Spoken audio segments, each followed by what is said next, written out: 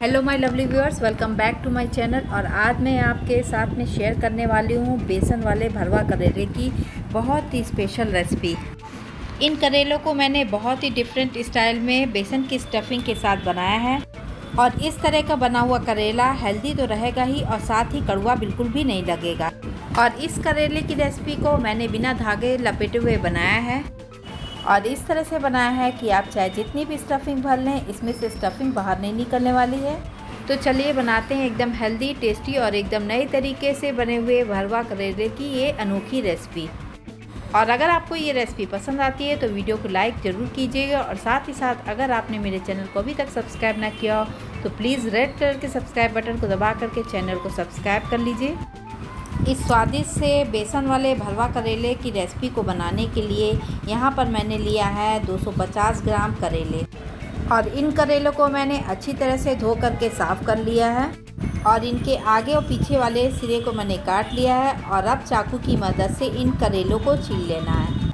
इन भरवा करेलों को बनाने के लिए कोशिश ये कीजिए कि छोटे वाले एक साइज़ के करेले लीजिए और साथ ही इनको पिलर से नहीं छीलना है, चाकू की मदद से ही हल्का हल्का छील करके इसका खुदरा वाला पार्ट को निकाल लेना है। देखिए कुछ इस तरह से मैं सारे करेलों को छील ले रही हूँ। करेलों को छीलने के बाद में से जो तिरछा साइड है वहाँ से कट लगाएंगे, यानी कि जो झुका हुआ पार्ट है उधर से कट लगाएंगे।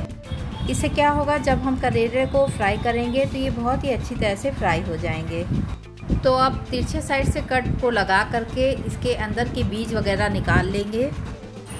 देखिए कुछ इस तरह से चाकू की मदद से करेले के अंदर के सारे बीज वगैरह निकाल लेंगे। कुछ इस तरह से करेले को स्टफिंग भरने के लिए खाली कर लेना है। और अब कड़े वाले बीज को छील करके इसके बीज को हटा देना है। और करेले के इन छिलकों को मैं चाकू की मदद से काट ले रही हूँ। उसको मैं स्टफिंग बनाने के लिए इस्तेमाल करूँगी। इससे करेले की ये सब्ज़ी और भी ज़्यादा हेल्दी और टेस्टी लगेगी। साथ ही इस छिलके को मैं इस तरह से इस्तेमाल करूँगी कि करेला कड़वा भी ना लगे और साथ ही हेल्दी भी रहे। अब एक बर्तन में नमक लेंगे, इसमें डालेंगे नींबू का रस। अब नींबू के छिलके की मदद से करेले के अंदर और बाहर नमक और नींबू के रस को अच्छी तरह से लगाएंगे। इससे क्या होगा, करेला टेस्टी भी लगेगा और साथ में कड़वा भी नहीं लगेगा। सारे करेले में इसी तरह से नमक नींबू का पेस्ट लगा लेना है। और एक बर्तन में थोड़ा सा पानी ले करके इसके ऊपर छन्नी रख लेना है और साथ ही करेले को स्टीम करने के लिए सेट कर देना है। और ये काम आप स्टीमर की मदद से भी कर सकते हैं। और अब इन करेलों को ढक करके गैस पर चढ़ा देंगे। थोड़ी देर में ये करेला अच्छी तरह से स्टीम हो जाएगा। थोड़ी देर बाद ढक्कन को खोल करके करेले को पलट देना है और फिर से इसको थोड़ी देर के लिए पका लेना है। उधर जब तक करेला स्टीम होता है, एक पैन में 2 टेबलस्पून खड़ा धनिया डालेंगे, 1 टेबलस्पून सरसों, 2 टेबलस्पून मसाले वाला सौंफ को लेंगे। इससे इस रेसिपी में टेस्ट बहुत अच्छा आएगा। और 1 टेबलस्पून जीरा का डालेंगे। और अब इन सारी चीज़ को मीडियम आंच पर ड्राई रोस्ट कर लेंगे।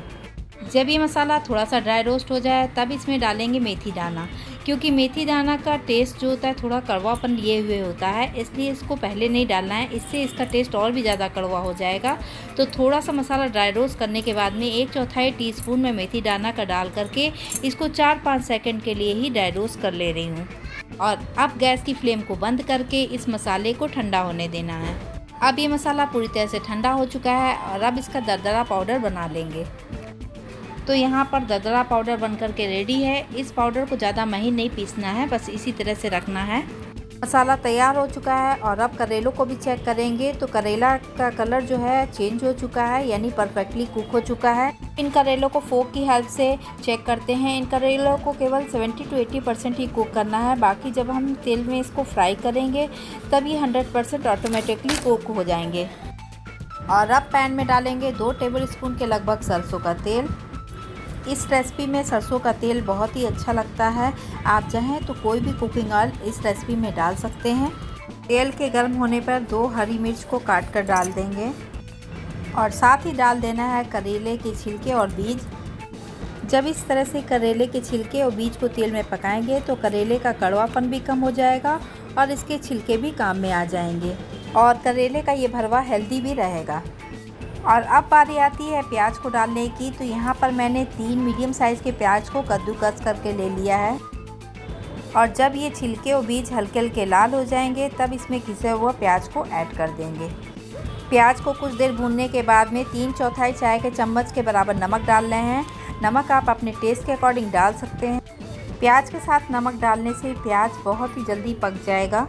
जब प्याज ट्रांसलूसेंट हो जाए तब इसको साइड कर देना है और बीच में थोड़ी सी जगह बना लेना है।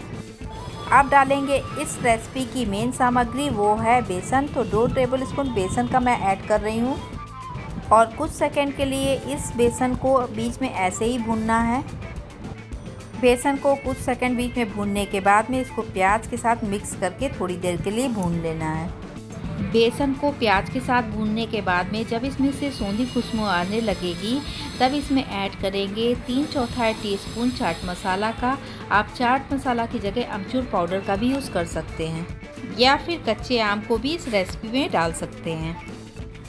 और ड्राई रोस्ट किए हुए इस दरदरे मसाले को भी इसी में डाल देना है और बराबर चलाते हुए इन मसालों को अच्छी तरह से भून लेना है।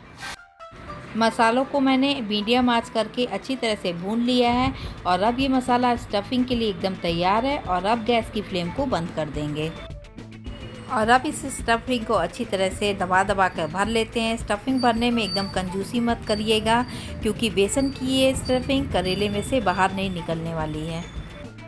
और इन करेलों में मैं धागा नहीं बांधूंगी, तो आप देखिएगा धागा ना बांधने के बाद भी ये करेले की स्टफिंग बाहर नहीं आएगी।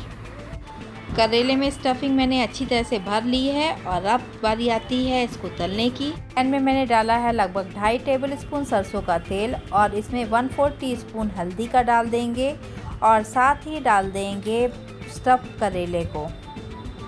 एक बार पैन को हल्के से हिला देना है ताकि इन करेलों में तेल की कोटिंग आ जाए। और जब करेलों को तेल में तलने के लिए डालेंगे तो ये स्टफिंग वाला पार्ट ऊपर होना चाहिए। और अब इन करेलों को पलट पलट के लाल कर लेना है। और बेसन वाले इन करेलों की स्टफिंग निकलती नहीं है और बेसन वाले ये करेले टेस्टी होने के साथ साथ कड़वे भी नहीं लगेंगे और बेसन के इस भरवा करेलों को बच्चे भी मांग मांग कर खाएंगे। तो ये करेला बन करके पूरी तरह से तैयार हो चुका है। जिसको भूख भी ना लगी हो उसको भी इन करेलों को देख करके भूख लगने लगेगी। आई होप मेरी ये रेसिपी आपको पसंद आई होगी।